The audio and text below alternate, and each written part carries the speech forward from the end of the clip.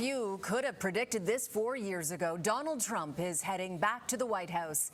CNN's Michael Yoshida is in West Palm Beach, Florida, where Republicans are celebrating his victory. And Michael, this is a real political comeback. Just how historic is Trump's win?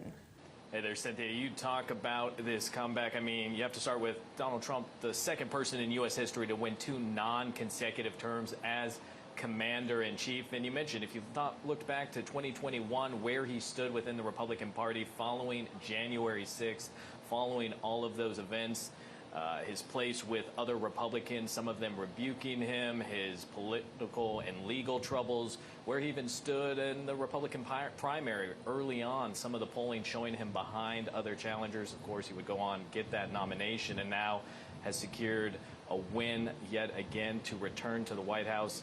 Very, very unprecedented, a real comeback, as you mentioned it. And when we talk about his return and some of the power he'll now have, we're seeing a flip in the Senate to Republicans. Looks like the House will also remain with the GOP. So he could have quite the ability to put in who he wants within his cabinet and then to really make his agenda a reality, potentially.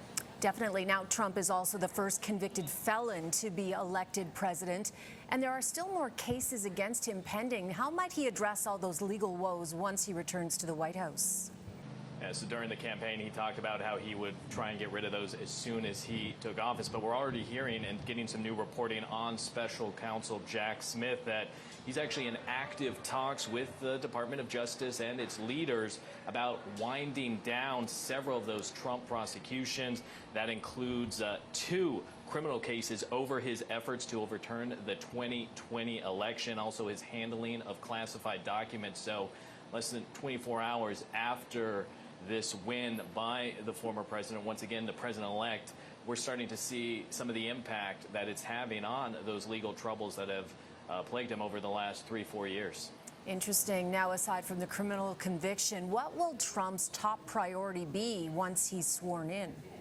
Yep. So as we head towards his being sworn in, as we go through this transition process, a lot of focus now on who could potentially fill out his cabinet. Obviously, you look at his campaign, big focus on immigration, on securing the border. He's talked about potentially mass deportations points. So to imagine border security, immigration going to be one of his focuses early on. Also, you look at who's been a part of his campaign, whether it's Elon Musk, Robert F. Kennedy Jr., and what they've talked about, whether it's with the economy, with public health.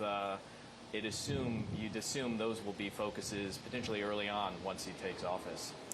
Well, Michael, it's going to be an interesting 4 years with Trump in office again. Thank you very much for joining us.